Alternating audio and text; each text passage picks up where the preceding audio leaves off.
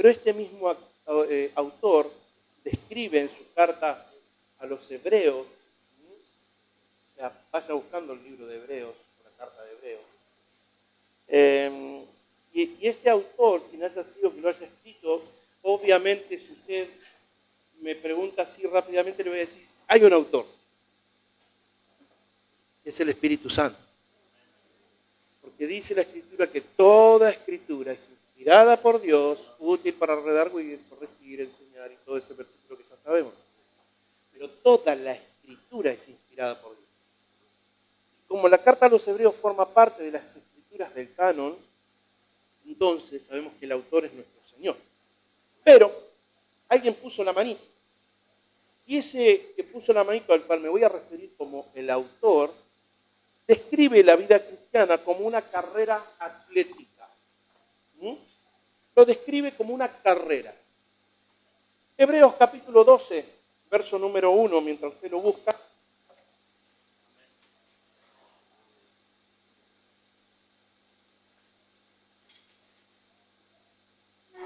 El versículo número 1 nos dice, por tanto, nosotros también, teniendo en derredor nuestro tan grande nube de testigos, despojémonos de todo peso y del pecado que nos asedia y corramos con paciencia la carrera que tenemos por delante. Y esa carrera no es otra cosa que la vida cristiana que usted y yo debemos correr. Puesto, continúa el autor de la carta, puesto los ojos en Jesús, el autor y consumador de la fe, el cual por el gozo puesto delante de él, sufrió la cruz y menospreciando lo oprobio, y se sentó a la diestra del trono de Dios. Me gusta, buscarla Juaní, por favor, me gusta la traducción, la nueva versión internacional, lo que dice en esta traducción del versículo número 2.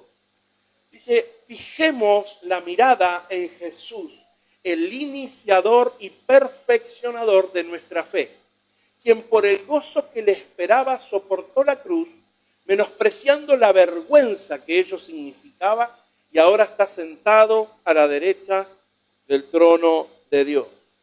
Fijemos la mirada, los ojos puestos en Jesús, quien es el iniciador y perfeccionador de nuestra fe. Usted y yo, los cristianos, estamos en un estado en nuestra vida, donde una gran nube de testigos, hombres que perseveraron en la fe y que fueron fieles y perseveran aún en la fe y son fieles. Y eso a usted y yo nos debe animar. ¿Por qué? Porque esto nos da la pauta de que no luchamos solos, ni somos los primeros, aunque a veces nos creemos en el ombligo del mundo, y ay de mí, ay de mí, ay de mí, y parece el mundo contra cada uno de nosotros. Sí, cada uno tenemos nuestros problemas y nuestras situaciones, pero no somos los primeros que tenemos problemas, y no somos los únicos que tenemos problemas. Y sin embargo, dice la Escritura que tenemos una larga nube de testigos que han pasado por la vida, han corrido la carrera, la misma carrera que usted y que yo, y no desmayaron, no se volvieron para atrás, no dejaron el camino, porque a los primeros creyentes se les llamaba los seguidores del camino, y no dejaron el camino, sino que más bien dejaron el día jueves, cuando predicó la pastora Ana, algo habló, dejaron un legado. No solamente herencia, que está bien a los padres dejar herencia a los hijos, lo que sea, lo poco, lo mucho, no importa, algo dejarle a los hijos, aunque sea para zapatos, no sé. Pero no solamente herencia, sino un legado que es en Cristo Jesús. Y nuestra herencia, o la herencia que nos da el Padre, es a Cristo mismo. Y eso es por lo que tenemos que darle gloria y honra a nuestro Dios. Y aunque muchos incluso no vieron que su vida, le vamos a dar un cachito así, no, porque levantó un batallón, ahí está. Y aunque muchos no vieron en su vida respondida ni cumplida la esperanza por lo cual oraban. ¿Estamos acá?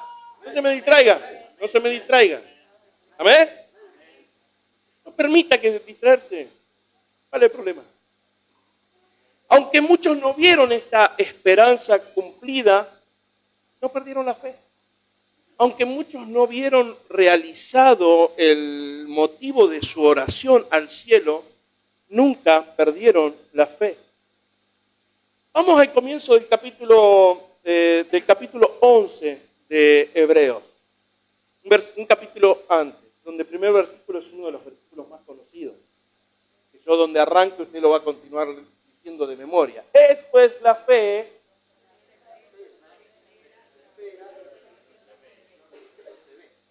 La fe es la certeza de lo que se espera y la convicción de lo que no se ve.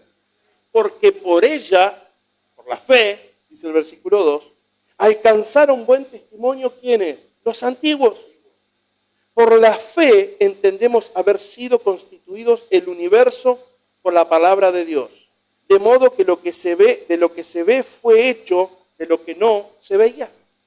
Y allí comienza a dar el mismo autor de esta carta, comienza a nombrar a esa gran nube de testigos que nos decía el primer versículo del capítulo siguiente, del capítulo 12. Y comienza a mencionar cada uno de ellos. Y vamos a leer a partir del versículo número 4. Por la fe, Abel ofreció a Dios más excelente sacrificio que Caín. Llevó lo mejor para el Señor. Dice que Caín trajo una parte para el Señor, pero Abel trajo lo mejor de la grosura, dice el Génesis. De la grosura, la grosura en la Escritura es lo mejor que tengamos. En ese caso era de animales, pero para entenderlo en nuestra vida, la grosura es lo mejor que tenemos para el Señor. ¿Por qué? Por medio de la fe. Por la fe Enoc, continúa el versículo 5, fue traspuesto para no ver muerte y fue hallado. El versículo número 6 dice, pero sin fe, y yo lo tengo recuadrado a este versículo, sin fe es imposible agradar a Dios. ¿Hay algo imposible para el Señor? Sí. Que le agrades cuando no tienes fe. Sin fe es imposible agradar a Dios, porque es necesario que el que se acerca a Dios crea que le hay y que Él mismo es galardonador de los que le. Sin fe, querido mío, es imposible agradar el corazón de Dios. Aunque sea tu fe chiquitita como un granito de mostaza, dice la Escritura. Aunque esa fe sea tan pequeña que te alcance nada más que para nada. Pero si tienes un poquitito de fe, dice la Escritura, que le dirás a ese monte, muévete, y ese monte se moverá. Y sin fe es imposible agradar a Dios. Y continúa el versículo número 7. Por la fe, Noé, que cuando fue advertido por Dios acerca de las cosas que aún no se veían, nunca había llovido en la época de Noé. Nunca había caído una gota sobre la faz de la tierra de aquel entonces, por lo cual la gente no entendía y no conocía y no sabía lo que era llover. Por eso dice, cuando fue advertido por Dios acerca de las cosas que aún no se veían, porque vino un diluvio, llovió tanto que el arca donde fue construida, se levantó flotando en las aguas. Imagínese la cantidad de agua que cayó. Dice, y con temor preparó el arca en el que su casa se salvase. Por medio de la fe, escuchó a Dios y le hizo caso. ¿Cuántas veces escuchamos y no hacemos caso? Y eso es falta de fe.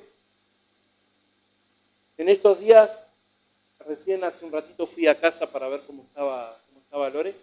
Inmediatamente me puse alcohol antes de ir a verla y yo. Por eso, perdóneme, lo estoy saludando de la manera que estamos saludando, nos debemos de cuidar.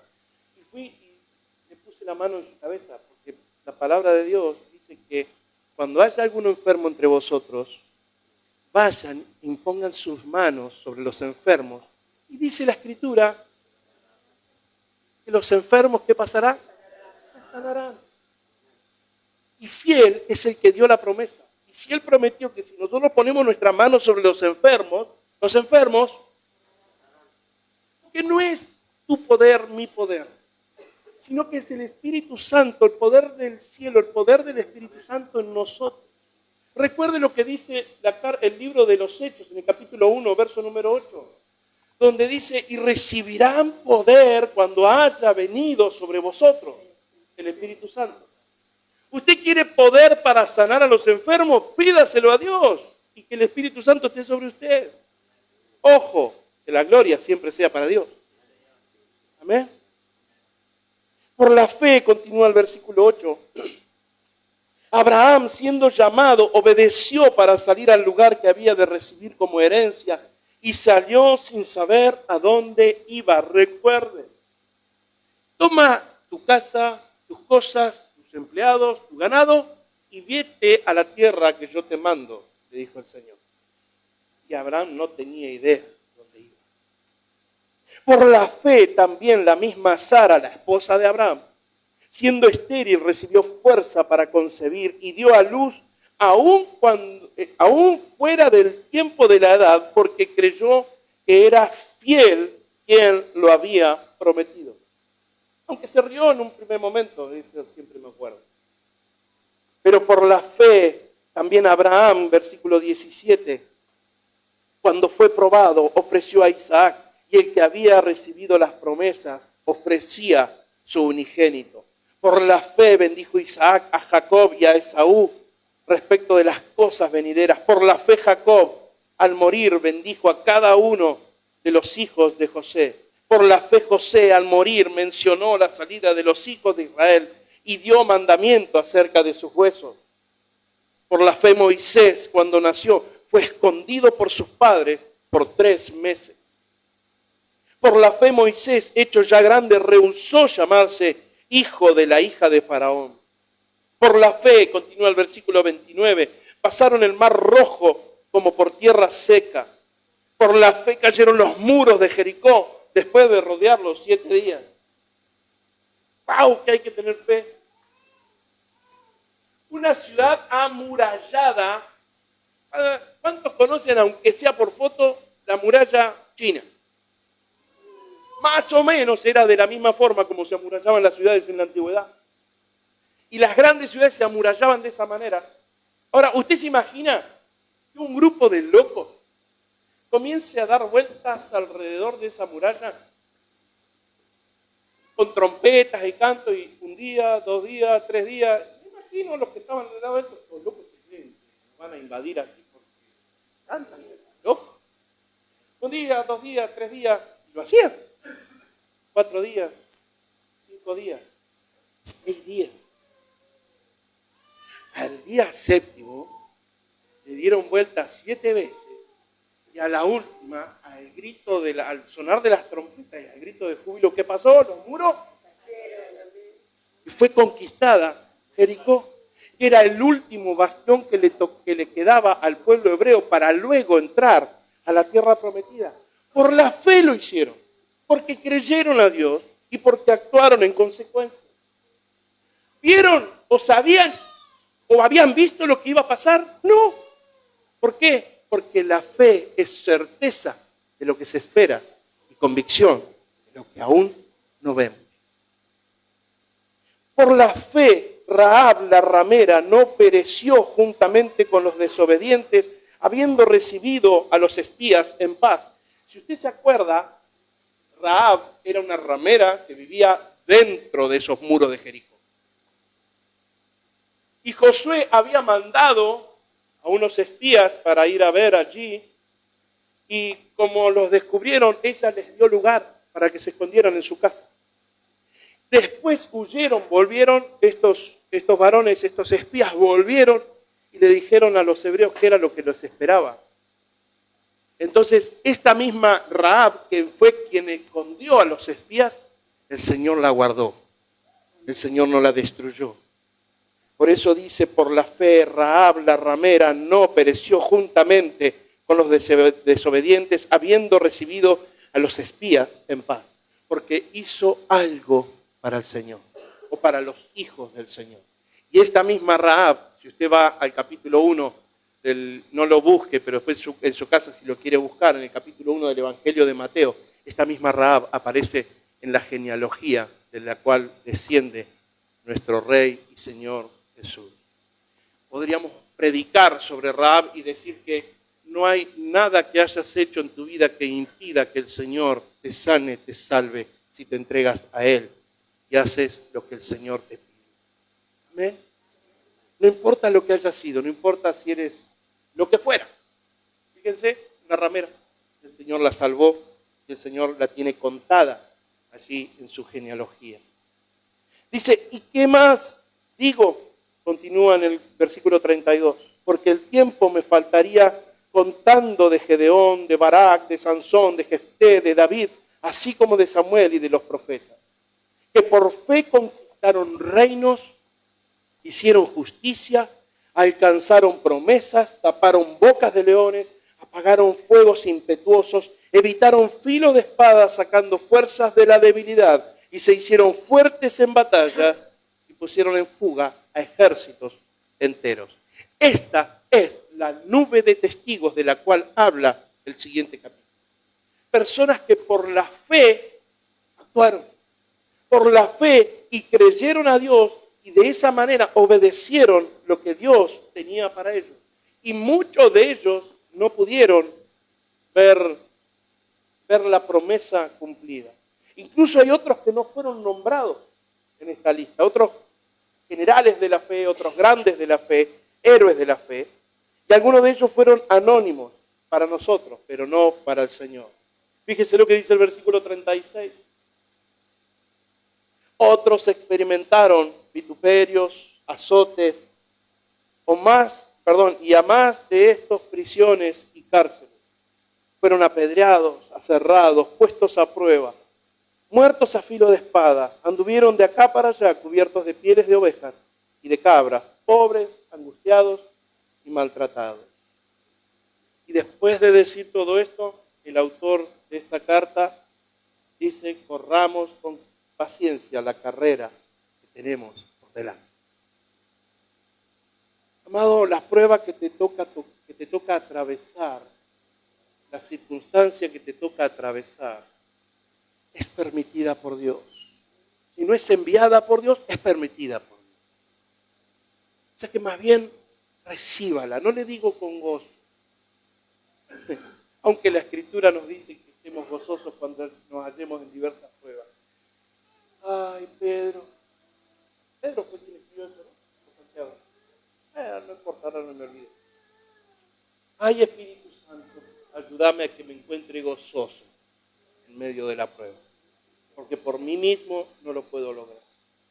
Pero sí te digo, querido hermano, querida hermana, que es necesario que le creas a Dios, por más difícil que te toque la carrera que tenés por delante.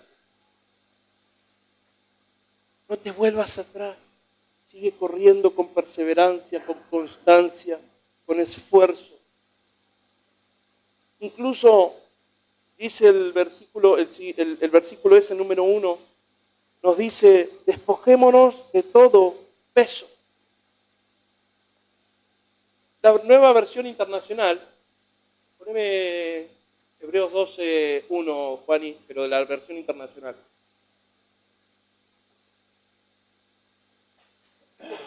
Fíjese que dice, despojémonos, por tanto también nosotros estamos rodeados de una multitud tan grande de testigos, despojémonos del lastre que nos estorba.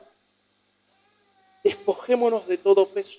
Los que saben de carreras de autos saben lo que es lastre. Sí. Lastre son los kilos de más que se le ponen a un vehículo para que quede dentro de la categoría. ¿Ok? Los vehículos tienen que tener para que estén dentro del reglamento, tienen que pesar tantos kilos, una determinada cantidad de kilos. Y si el constructor construyó un vehículo de carrera más liviano que lo que permite el reglamento, ¿qué hace? Se le ponen kilos de lastre. se le agregan kilos de lastre para que cumpla con ese reglamento de la carrera de automovilismo. La nueva versión internacional nos habla, despojémonos del lastre que nos estorba. Ese lastre, ese peso que tenemos encima, son las cosas que no tienen que estar en nosotros. Seamos disciplinados, entrenemos, pero más que nada los que corren carreras de atletismo utilizan, ¿cuántos vieron alguna vez, aunque sea por televisión, una carrera de atletismo? ¿Cuántos miran la Olimpiada? Yo, por ahí el atletismo no es algo que me guste, se nota, ¿no? Me gusta practicarlo. Sí me gusta mirarlo. Los Juegos Olímpicos me encanta mirar. Y en los Juegos Olímpicos, usted ve, que haga la temperatura que haga, utilizan zapatillas casi de aire. Usted mira las zapatillas que utilizan los que corren atletismo, son zapatillas que no tienen casi, lo levanté de pesado 200 gramos. Utilizan una media así de chiquitita, que a mí no me entraría en el pie, un shortcito bien, livianito, y una musculosa que da lástima. Con una tela especial que tiene que ser, que permita al cuerpo transpirar, pero que no le agregue peso. Una tecnología muy de avanzada, una musculosa esa debe valer una fortuna. ¿Pero por qué hacen esto? Porque tienen que tener la indumentaria más liviana posible, porque tienen 42 kilómetros por delante para correr, con paciencia y perseverancia. Entonces la Escritura nos dice, despojémonos de todo peso que nos estorba. Usted y yo tenemos, según el apóstol Pablo en la carta a los Efesios capítulo 6, la indumentaria perfecta para vestir, para correr la carrera, que es la armadura de Dios. ¿Amén? Esa indumentaria que está allí en Efesios 6, que no voy a entrar en eso, porque si no nos vamos a ir a las 2 de la tarde, pero esa indumentaria es la indumentaria perfecta que el Señor nos ha dado. Despojémonos de toda porquería que ande dando vueltas. Arregle con quien tenga que arreglar. Póngase a cuenta con quien tenga que ponerse. Amén. Vaya sacándose peso. O cuando le pide perdón a alguien, después en lo íntimo dice, qué peso me saqué de encima. ¿No? Tenía un peso sobre mí. Al arreglar mi situación con fulano, con mengano, con sultano, me saqué un peso de encima. ¿Cuántos sienten eso cuando les pasa? Amado, despójese, póngase a cuenta, despójese, sáquese ese peso que lastra, que estorba, sáqueselo de encima. Despojémonos del pecado que nos asedia.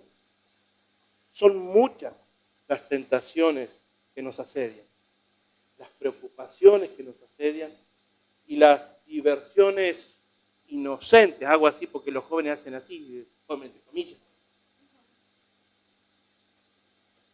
Las diversiones inocentes que nos impiden correr la carrera. En la primera carta de Juan, y anda poniéndome los versículos, por favor. En la primera carta de Juan, en la primera epístola, en el capítulo número 2, versículo número 16, dice, todo lo que hay en el mundo. ¿Lo encontraste, Juaní? Poneme de la Reina Valera, por favor. ¿Qué está la Reina Valera? Amén.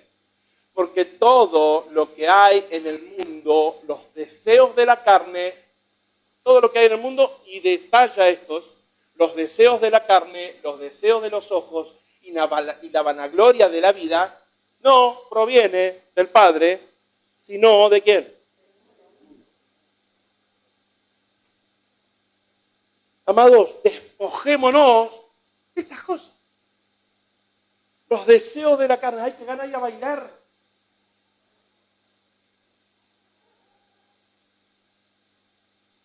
Qué gana de no ir a la iglesia. Re acusador a los que no venían. Hoy tenía una gana de quedarme en la cama. Encima la patrona se quedó en la cama. Tenía una gana de quedarme en la cama. Ay, Señor. Después me acordé que era el pastor, entonces me levanté y me vine con más ganas.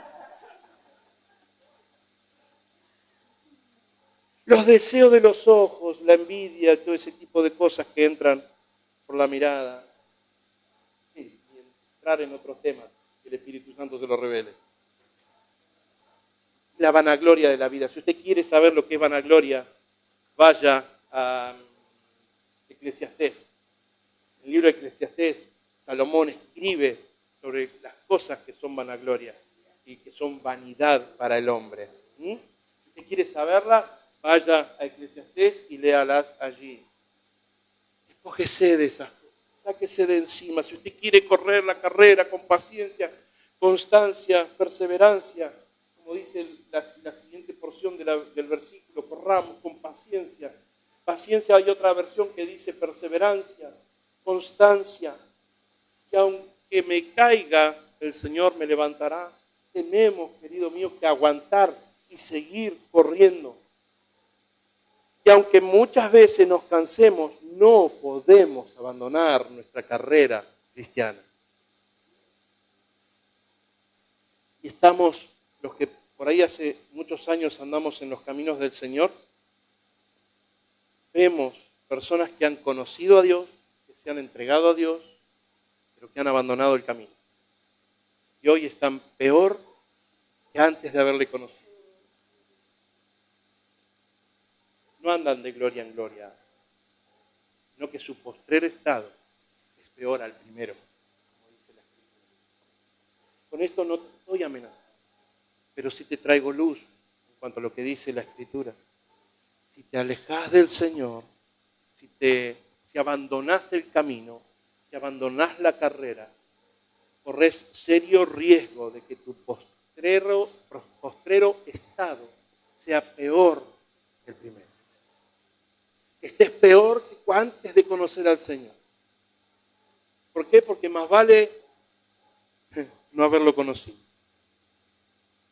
Cuando le conocemos, no nos queda otra alternativa que alabarle y bendecirle con gozo, con alegría. ¿Por qué? Porque el amor de Dios está en nosotros. Ahora, si nuestra mirada está puesta en las vanaglorias, en las cosas mundanas, y lo del mundo es enemistad con lo del Espíritu. ¿Eh? ¿Cuántos quieren ser enemigos de Dios? Obvio. Bueno, dice que las cosas del mundo son enemigas de Dios. Si hacemos las cosas del mundo, ¿nos transformamos en qué? Yo quiero ser uno de esos, para que sea el último siervo inútil, como dice la Escritura, el último de los siervos inútiles, allá el del final de la fila, pero quiero estar allí. Quiero estar allí. Amén. Amado, para seguir corriendo nuestra carrera, la carrera que tenemos por delante, hace falta propósito, determinación y disciplina. Y eso demanda un arduo trabajo, porque debemos dejar todas estas cosas a un lado y poner en prioridad nuestra relación con el Señor.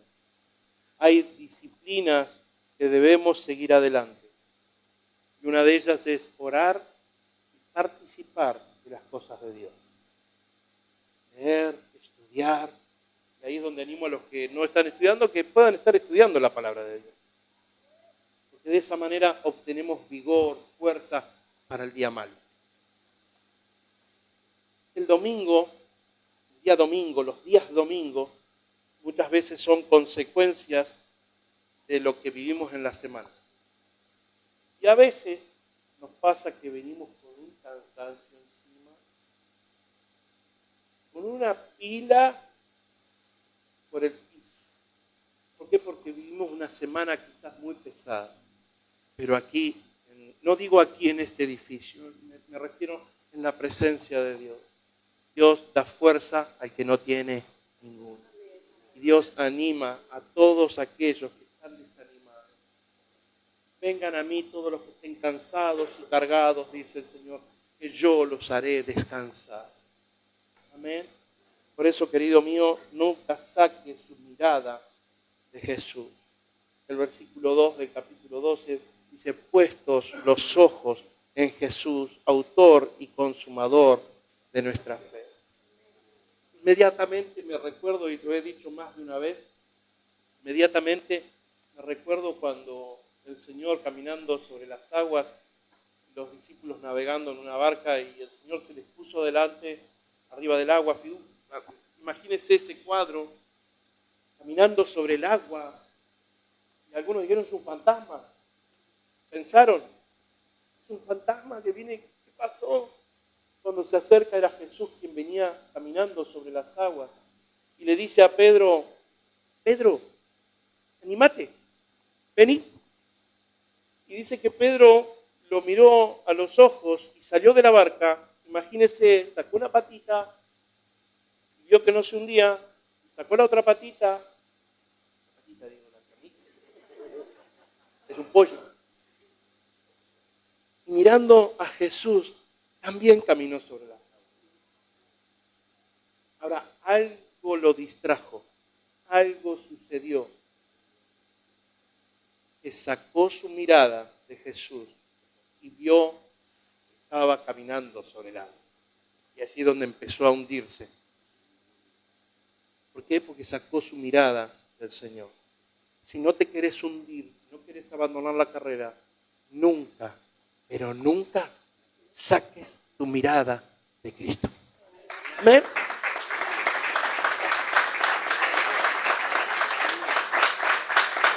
Por más circunstancia, por más problema económico, por más problema de familia, por más problema de salud, por más problemas que tengas, nunca saques tu mirada.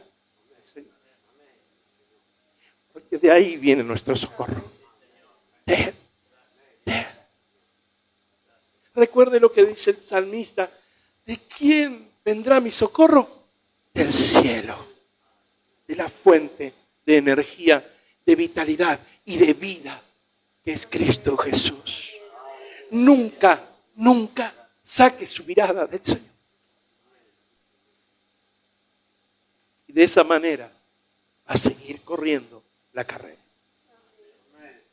El mismo apóstol Pablo escribe en el final de sus días, describe a Timoteo, he corrido la carrera y he guardado la fe. He corrido la carrera y he guardado la fe. Y a los pocos días lo martirizaron. Pero él fue, el apóstol Pablo, fue el mayor escritor del Nuevo Testamento.